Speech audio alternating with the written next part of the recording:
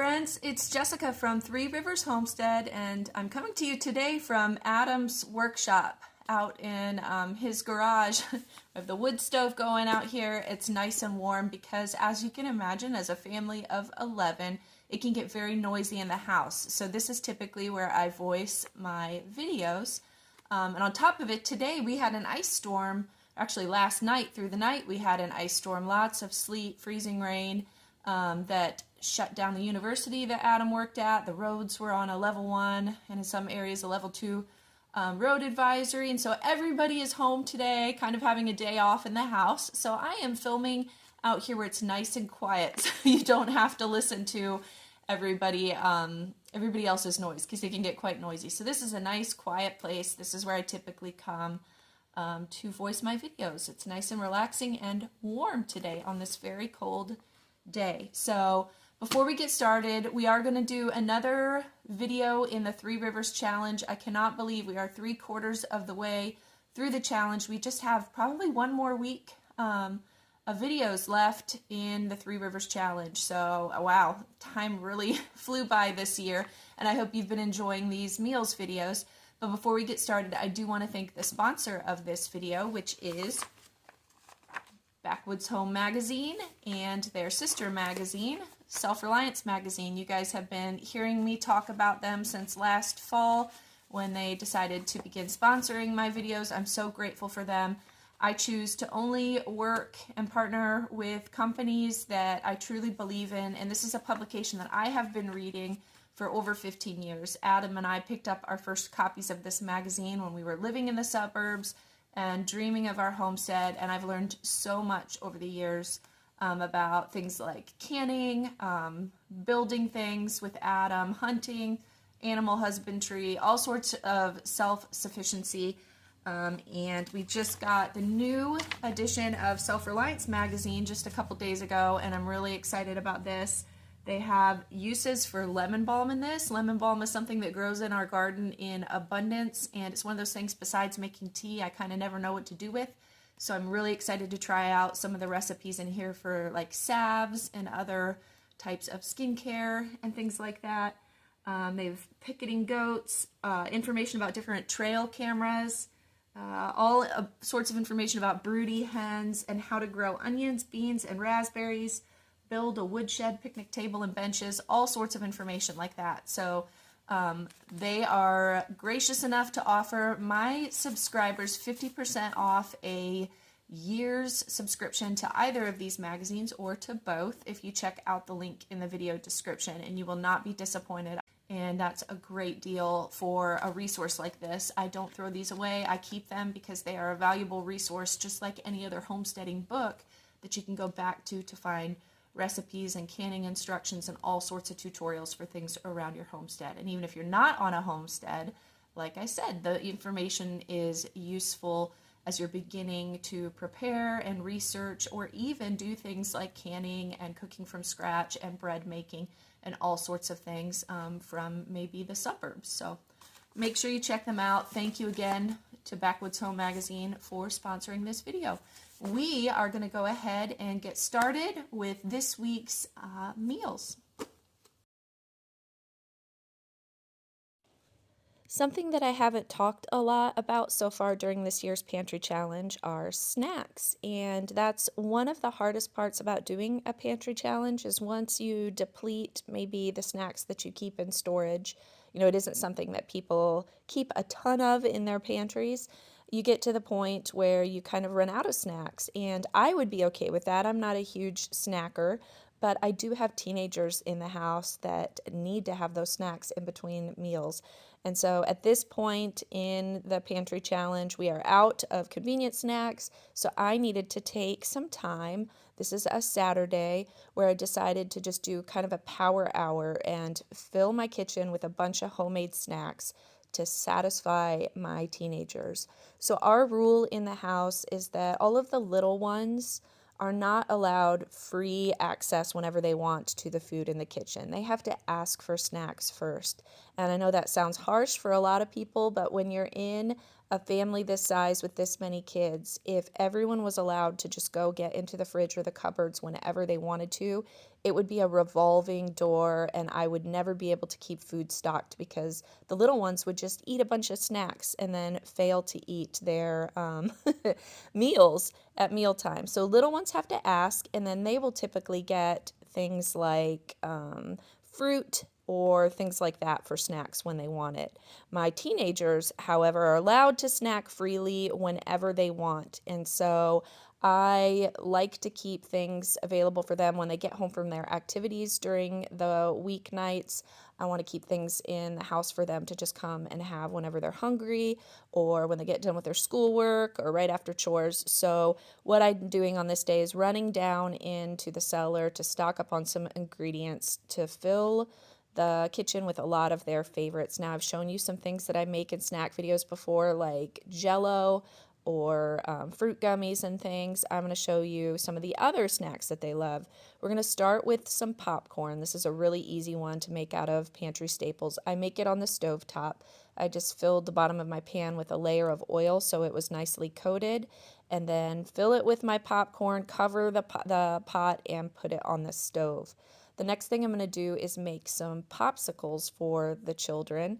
So the first thing I'm going to do is strain out a couple of quarts of homemade cranberry juice. I had 1 quart of plain cranberry juice and 1 of cranberry pomegranate mix, and we canned these last fall. I am going to save the fruit that I strained out, and we'll add that to a baked good later on in this video. Now I'm going to drizzle some honey into this juice because I like to can it unsweetened, and then we'll sweeten it to taste as we use it. And I'm using honey because we are nearly out of sugar. Honey's a little bit healthier anyways. And I just mix that up with the immersion blender. I'm filling up my popsicle mold. I'll put this in the video description if you're interested in a popsicle mold like this. And I'm actually out of regular wooden popsicle sticks, but some of these little chopsticks will work just fine. We're going to get that in the freezer, and then the kids can have popsicles when they want them later on this week. And then we didn't use all of that juice, so I'll save that and someone can drink that later on. The next snack that I want to have for the children is some homemade hummus. So I have a quart here of home canned garbanzo beans. I am going to pour out the liquid. This is called aquafaba, and we'll save this liquid from the beans. If you whip this up, this will make a substitute for egg whites. It works just like egg whites in your baking recipes. I've used this to make meringues before, and if I can get this lid on this jar, I will go ahead and put this in the fridge and then use that later on this week. Now to my jar of canned beans, I'm going to add a clove of garlic. You typically put lemon juice in your hummus, but I'm going to use about 1/4 a cup of pickled banana pepper brine. That works just as well. We're going to add some salt. I do not have any tahini or sesame seeds in the house right now, so we are just going to make it without. It still makes a delicious hummus, and I just put that immersion blender directly in the jar. Make sure that garlic gets completely broken down, and we have a delicious hummus. I'll put this in the fridge, and the children, we do have storage carrots still available, so the kids will use this as a dip for their carrots as a snack this week. I'm also going to make some homemade crackers later on in this video. If I can get this lid on here also, the kids can have that hummus with the crackers. Here's a jar of refried beans that I canned. It's pinto beans. It had bacon, onion, garlic, I believe I did cumin, oregano, and salt. And that is what I canned together, and then literally just stick my immersion blender in there, blend it all up, and the kids can eat this. If we make homemade tortilla chips, I also like to spread it on a rice cake, believe it or not. We have some of those in the house, and it makes a delicious bean dip. By now, our popcorn has cooled down, and I typically make a big batch of this and then spread it out into little portioned containers for the children or for myself, and we could just grab one as a snack. I just salted the popcorn really well. Some of my children and myself, I actually like nutritional yeast on my popcorn. It gives it kind of a cheesy flavor. It's really delicious. You should try it. So I am sprinkling some nutritional yeast into some of these containers. And this is just a great way to make an economical, easy snack for the kids. And those will last just a couple days before I'll have to make another batch and replenish those containers. As I mentioned, this was a little power hour. I'm drinking my hot cocoa for caffeine. I've been very tired lately. Just wanted to check on the baby while I took a caffeine break and make sure she's going to let me continue to work. Because she makes the rules right now. I am at her mercy. And if she sleeps, I can work. If she's awake and she needs me, I'll have to stop and nurse her. So the next project I wanted to work on is some chia seed pudding. I've made this for you guys many times before. I actually have a short all about this, but I'll just quickly go through the process in case you're new here and have never seen it. So to make my chia seed pudding, I start with 2 tablespoons of chia seeds in each of my little jars here. They're a little smaller than a half pint. And then we do like to sweeten our chia seed pudding, but I like to use fruit for the most part. So I'll just grab a half pint of any kind of fruit, jam, or jelly or syrup that I have in the pantry. This was a grape flavored kind of syrupy jam. And I put about the equivalent of 2 tablespoons in each jar. And then we just top it the rest of the way with milk of your choice. We can't have dairy in our house, so I am using almond milk for this, and then it's literally that simple. Just stir it up. Those chia seeds, as they sit in the fridge overnight, will create this gelatinous coating around the seed that turns it into a pudding-like texture, and my oldest son loves this, so I'm mostly making these for him. He'll grab one of these as a snack whenever he's hungry, when he gets home from work or in between meals, and he absolutely loves that. So I did tell you I was going to make some crackers. We need to grind some wheat for those first. So just running some wheat berries through my grain mill. I have a link to the grain mill that I use and love in the video description. If you're curious about that, you can check it out. And I had unfortunately forgotten to hit the record on the camera. So in my bowl here, I have my wheat, I have all of my seasonings, I put some beet powder, and I have my oil. And I'll put the full recipe in the video description if you're interested in making these, because I messed up and didn't hit record. But it's really simple to make these crackers. They take me about, I'd say, 10 minutes total to get into the oven. And you have really easy crackers that the kids will absolutely love.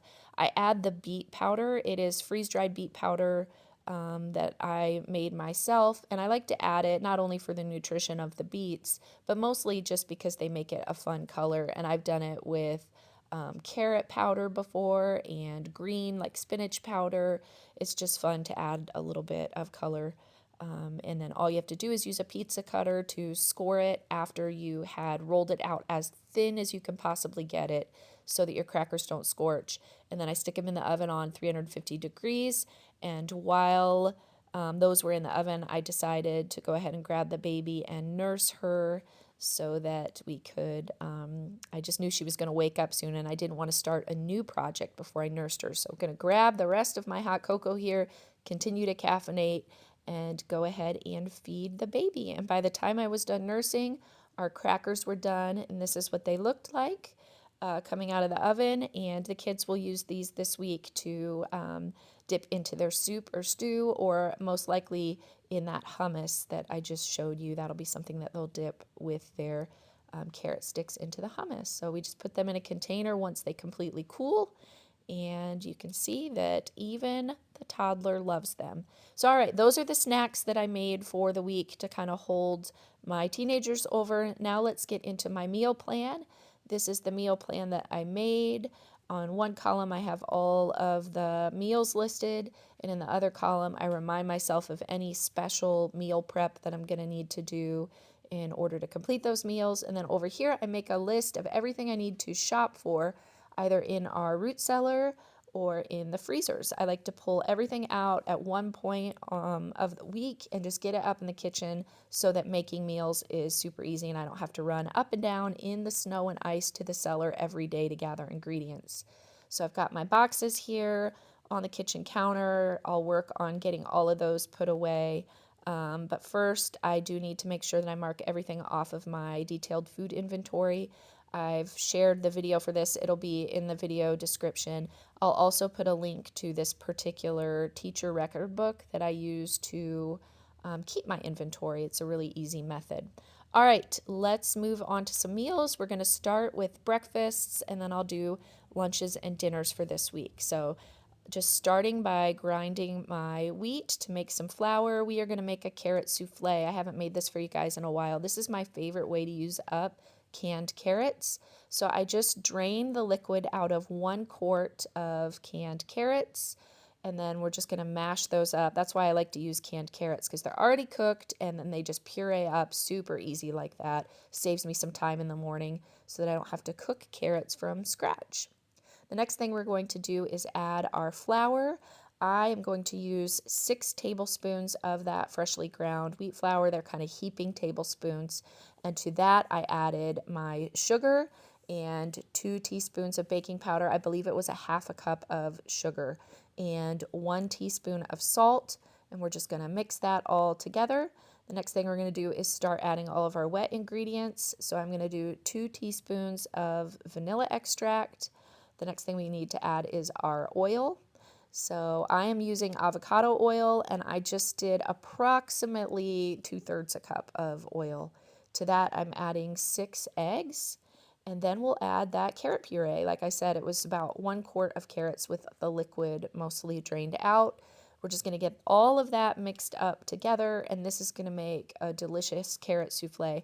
I got this recipe, I adapted it from one that my sister makes every Thanksgiving as a side dish.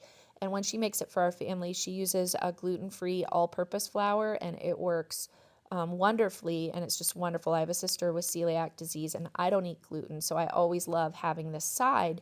And when she explained the recipe to me one Thanksgiving, I thought, oh, that would make a great breakfast for my kids and a great way to use up canned carrots. As you can see, I'm just playing with the lighting on my phone. If I get too close, it changes one color, and so I know the coloring of my food isn't always the most appealing. I'm going to say sometimes it's due to lighting and sometimes just due to the fact that I'm not a professional chef. So we served this breakfast on this day, a little piece of the carrot souffle with some scrambled eggs, and the children were really happy with that one. Getting a little beta carotene into their system with those carrots. And you can see my big daily cup of hot cocoa keeping me caffeinated. The next breakfast this week, I took a couple bags of, these are leftover pancakes and leftover waffles. Whenever I make a batch for the kids, if I have any extras, I just add them to a bag in the freezer until they accumulate enough for a meal. And I like to turn them into kind of a bread pudding or French toast casserole. I've made this for you guys with bread before. Today I'm going to make it with these leftover pancakes and waffles. So what I do is I just thaw them overnight, the night before in the fridge. When I wake up in the morning, they're ready to be chopped up. I just make sure I grease my baking dish really well and chop them up into little cubes. Now what we're going to do is pour over an egg mixture. I decided to just add these cranberries and pomegranates that I had that I showed you left over for making the popsicles. They were sitting in the fridge, and rather than have them go to waste, I figured I would just add them to this meal. Of course, they've been canned and cooked, so some of the nutrition was lost in the juice, but whatever is still left, I'm sure will benefit us. I have a jar here of eggs, and to it, I'm adding coconut cream. It was cold in my kitchen, so the fat was solid, and I'm going to have a hard time breaking that down. But I just added also a little bit of almond extract to that mix. Use my immersion blender to blend it up as much as possible. But like I said, since it was cold, I had some big chunks of that coconut fat that were still solid, and that's fine. We're just going to dump those over the top, and those are going to be kind of like pads of butter. If you were using dairy and wanted to add butter, we're just going to kind of spread those around, and as it bakes, those will melt and add some delicious fat to the casserole. And I'm just pressing all of those pancakes and waffles underneath the wet egg mixture to make sure none are dry, otherwise they will burn as this bakes in the oven. I did about 400 degrees for maybe 40 to 45 minutes until the middle of your casserole is thoroughly cooked through, and that's just really going to depend. The time is going to depend on how thick the middle is. And we just drizzle the top with maple syrup, and the kids love this. It's a great way to use up those extra pancakes and waffles. The next breakfast I'm going to show you is a way that I like to use up bacon ends. This is one of my favorite cuts of pork. If you get your bacon from the butcher and they cut it themselves, bacon comes in uneven lengths, and so to make them uniform bacon pieces, they will slice it and have these leftover chunks that they call bacon ends. And they are delicious. They're flavored like the regular bacon. We get nitrate-free bacon from the butcher, and then I just add some potatoes to it. And as that lard kind of cooks down on the bacon, it's great for frying up your potatoes. Just served it with some eggs, and I pulled a jug of raw apple cider from last fall out and had it thawing. So the kids had some apple cider and eggs and the bacon and some potatoes. Now let's make a lunch. I have 3 cans of bone-in salmon, and to that I added my eggs. I'm going to add a little bit of mustard. We're going to make salmon patties. This is, believe it or not, a favorite of my children. I know not everybody is a salmon patty fan, but we actually really like them. And I just added 2 tablespoons of dill. I'm going to do a tablespoon of black pepper, a tablespoon of salt, and actually, I believe those were teaspoons. I'm sorry, they were teaspoons, not tablespoons. And to that, we're going to add a half a cup of coconut flour. I make these gluten-free, so I can eat them. So I like to use coconut flour. I think it gives a good flavor, but you could use any kind of flour that you wanted. And we're just going to mix that together. And then I use a biscuit cutter kind of as a template to press my little patties into uniform shapes. So like I said, my children really do love salmon patties, and I like to feed it to them because, we can't have dairy in our house due to my son's allergy, and bone-in salmon is a really good source of calcium for the kids. So we like to eat as much canned fish with the bones in it as we possibly can.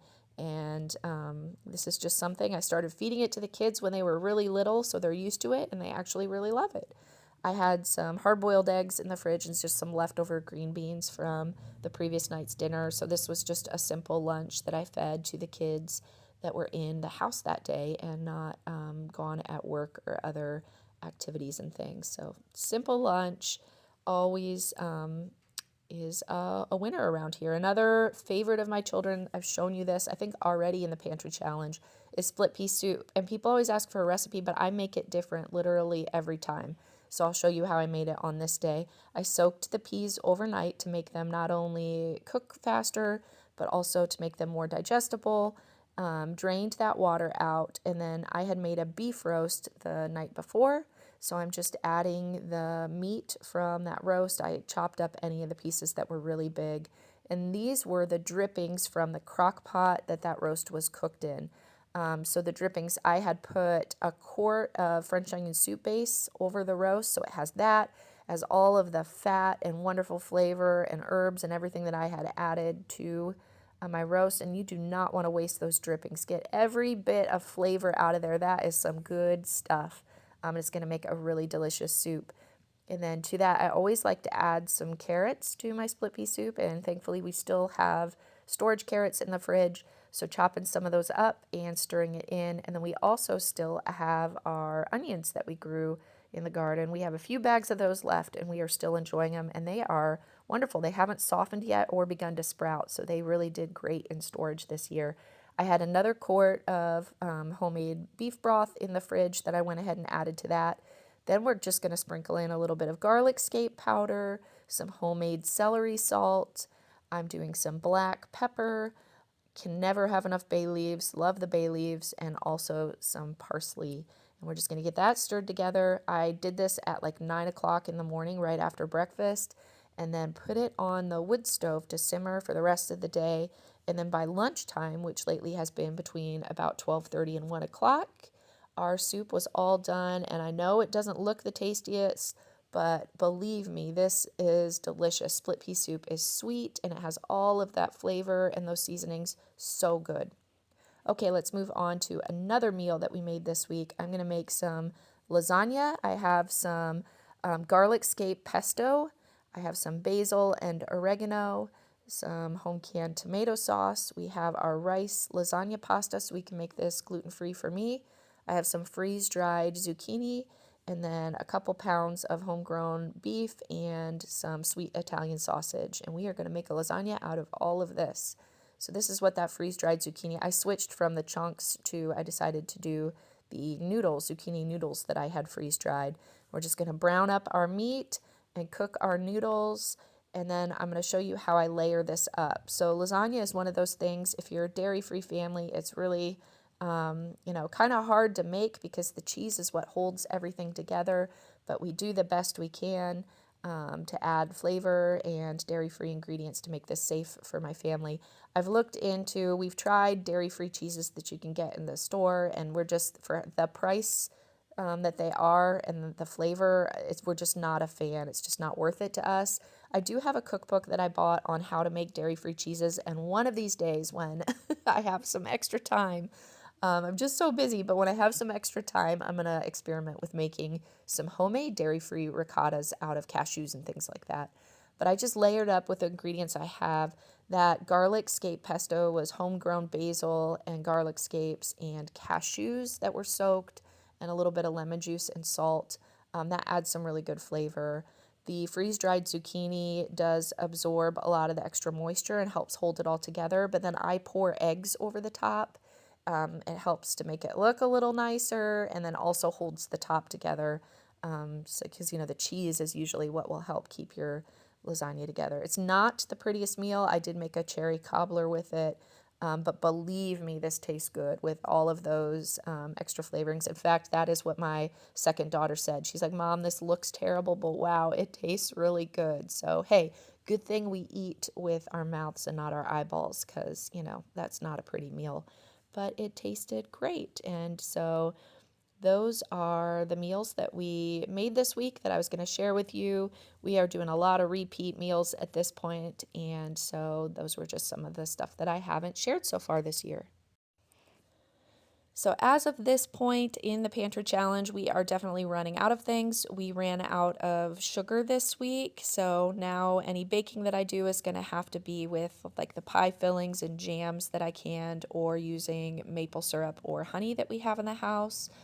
We ran out of fresh potatoes this week, so now I'm relying on canned and frozen potatoes. So just a lot of things like that. There's nothing major that we've run out of that's going to make making meals really difficult at this point, but I have a feeling in the coming weeks, if we can continue at this rate, we're going to have to get a little more creative. So, I've been doing this pantry challenge enough years that I've learned from mistakes in the past, and I just don't run out of the things that I ran out of in previous years that made the challenge really difficult.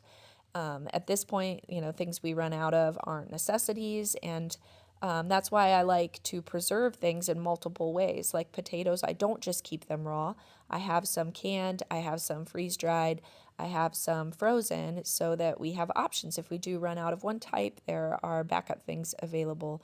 And so that's the wonderful thing about doing a pantry challenge, is that you learn every year and you get more efficient, and it gets easier. And so I have learned things, and I'm going to share in next week's video what I have learned this year and things that I'm going to change in my garden and in my preserving to make next year even better. I'd like to thank the sponsor of this video again, Backwoods Home Magazine. I hope you guys will check out the link in the video description. You can see me. I am, as of right now, 5 weeks postpartum, and we are getting back into a rhythm. Things are going really well. You can see little Miss Abby here is working on her tummy time. Everybody is back to school, and we are just figuring out how to get things done as a family of 11. I'm really grateful for all of the food preservation that I did last summer that made this transition, this postpartum season, so much easier on me. I had so many meals in jars canned, and I just knew that that would be a huge blessing to me, and it has made my life so much easier. I can whip out lunches in no time at all, thanks to all of the work that I did. And so a lot of this preservation I do is for that reason, just to make life simpler. So anyways, I hope you enjoyed this video. We'll be back next week, friends. Bye.